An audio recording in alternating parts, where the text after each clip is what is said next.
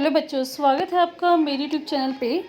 आज हम directorate of education की क्लास 8 की वर्कशीट नंबर 7 डिस्कस करेंगे। सब्जेक्ट आप लिखेंगे बच्चों इस वर्कशीट का सोशल साइंस हिस्ट्री और डेट आप लिखेंगे 11 अगस्त 2021। वर्कशीट को स्टार्ट करने से पहले आप सब बच्चे प्लीज़ मेरे चैनल ऋषभ कंप्यूटर क्लासेस को जरूर सब्सक्राइब कर दे बच्चों। तो देखते हैं आज की वर्कशीट। आज की वर्कशीट में हम पढ़ेंगे chapter 2 from trade to territories. Topic है इस वर्कशीट का कंपनी रूल एक्सपेंड। तो किस प्रकार जो कंपनी का रूल था वो धीरे धीरे बढ़ता चला गया। तो देखते हैं इसमें हमारे पास बहुत सारे पैराग्राफ दिए गए हैं, तो इसको वन बाय वन पढ़ते जाएंगे। उसके बाद हमारे पास 4 क्वेश्चन दिए गए हैं। तो देखते हैं इसको पहले हम पहला पैराग्राफ देखते हैं।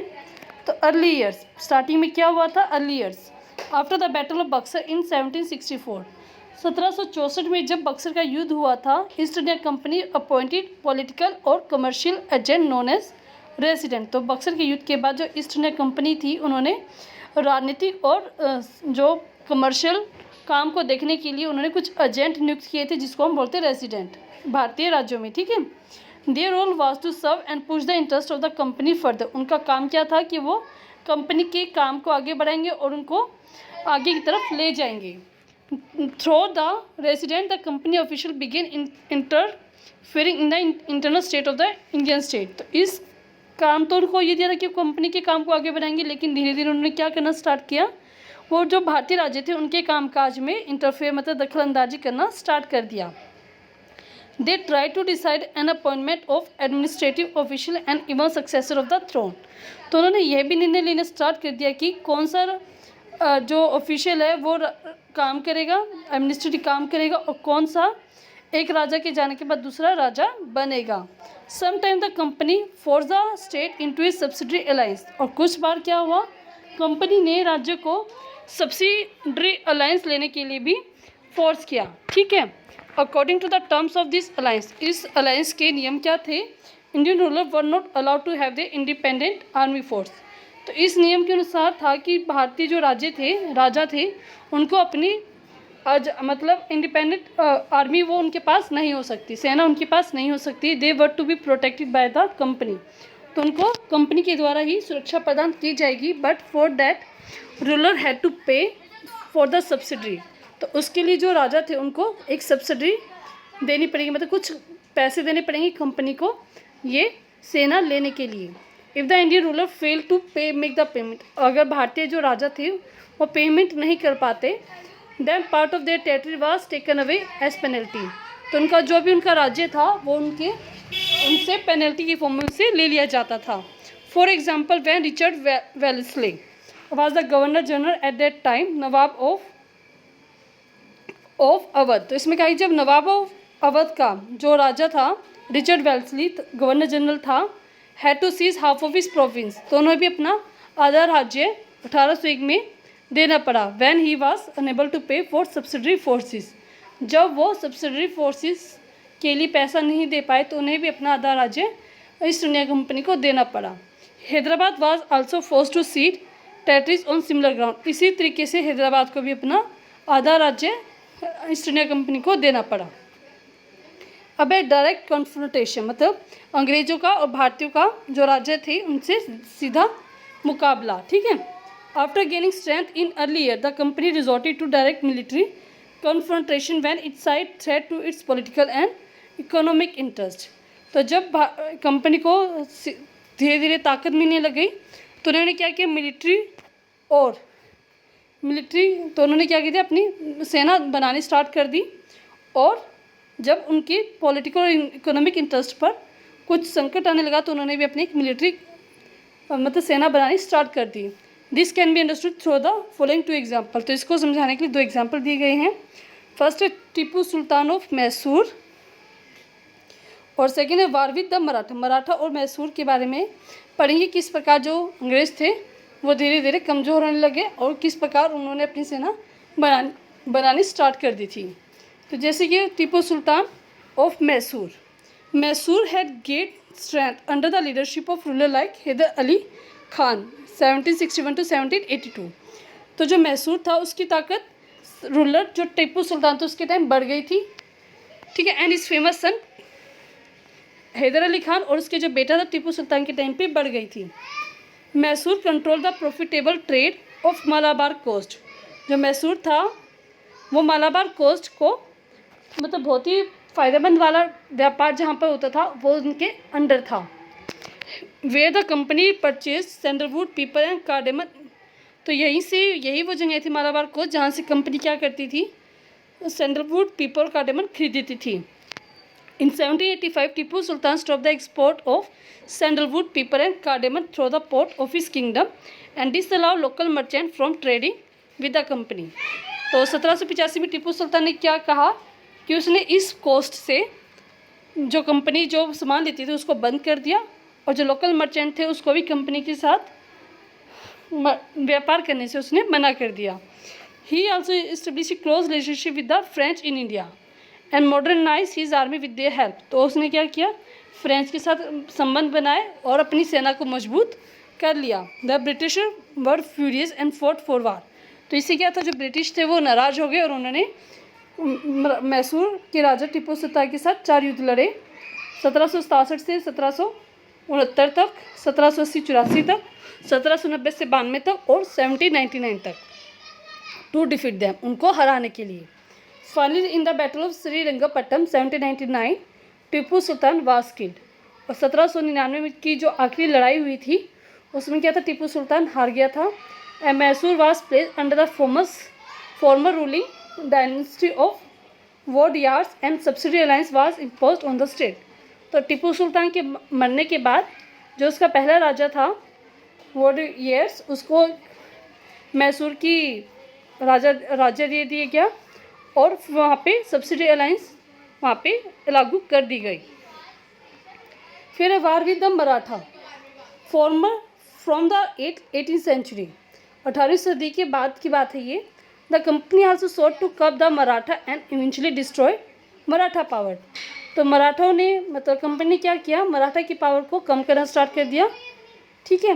With their defeat in the third battle of Panipat in 1761, तो क्या हुआ था, मराठा की तीसरी पानीपत की लड़ाई भी वो हार गए थे।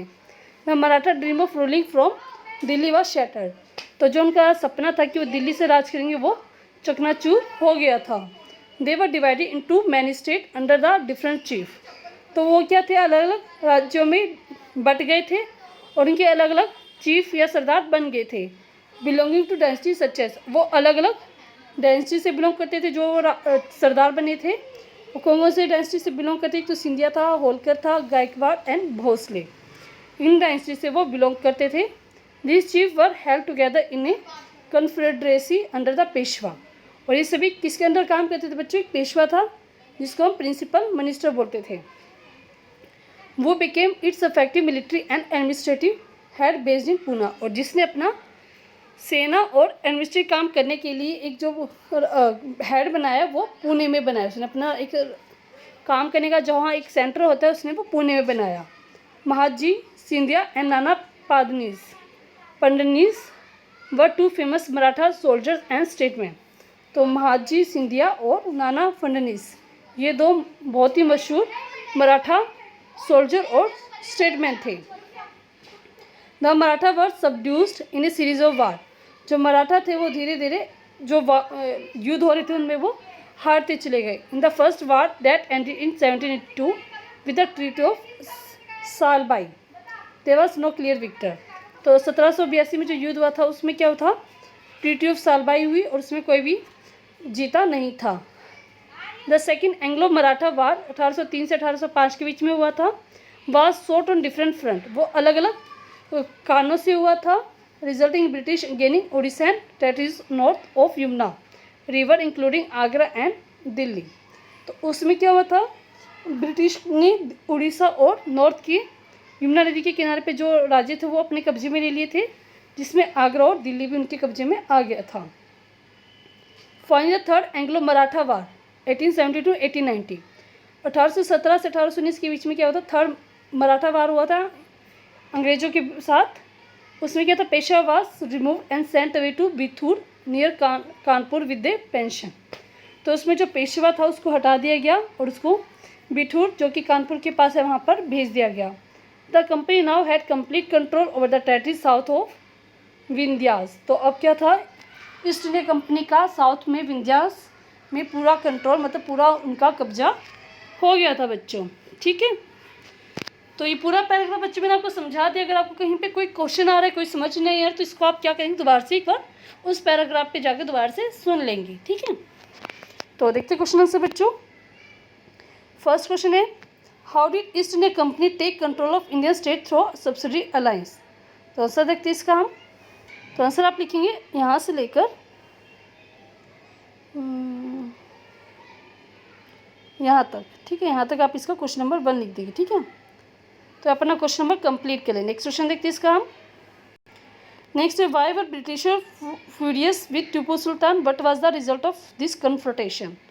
तो इसमें पूछा क्या गया कि इससे पूछा कि टीपू सुल्तान से जो अंग्रेज थे वो क्यों नाराज थे, और इस नाराज़गी का क्या रिजल्ट आया। आंसर देखते हैं इसका हम।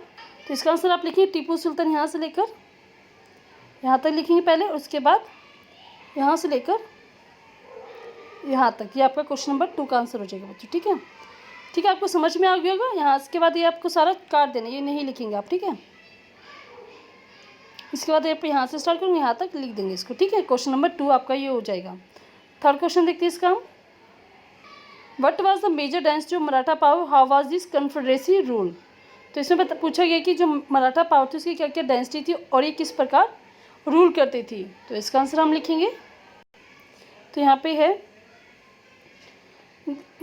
हमारा यहाँ पे dynasty such as Scindia, Holkar, Gaikwad and Bhosle, these chief were held together in a confederacy under a Peshwa principal minister. यहाँ तक आप लिखेंगे। क्वेश्चन नंबर 3 का आंसर बच्चों आपका। ठीक है, तो इतना आप लिख देंगे। फोर्थ क्वेश्चन देखते हैं हम। तो इसमें लास्ट क्वेश्चन है, how were the Maratha subdued by the East India Company, कि किस प्रकार जो मराठा थे वो ईस्ट इंडिया कंपनी के द्वारा हरा दिए गए। तो यहाँ पे है, the Maratha was subdued in a series of वार।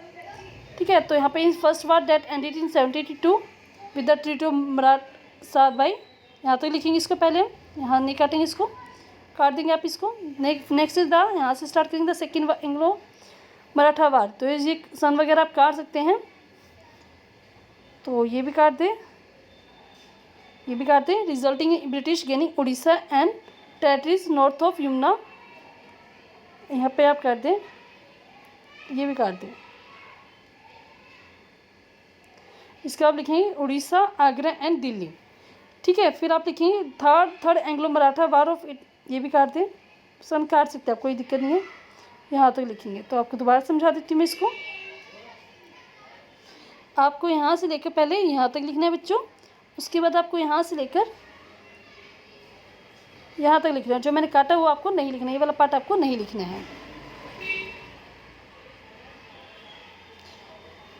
आगरा आप लिखेंगे, इसमें आगरा तक, आगरा लिखना आपको, यही छोड़ देना। ठीक है, उसके बाद आप ये वाला छोड़ देंगे और यहाँ तक इसको कंप्लीट कर देंगे। आपका लास्ट क्वेश्चन नंबर 4 का आंसर हो जाएगा। ठीक है, वर्कशीट बच्चों बहुत अच्छे से मैंने आपको समझाई है, क्वेश्चन से बहुत छोटे छोटे मैंने आपको समझाए हैं। वर्कशीट आपकी कंप्लीट हो गई है।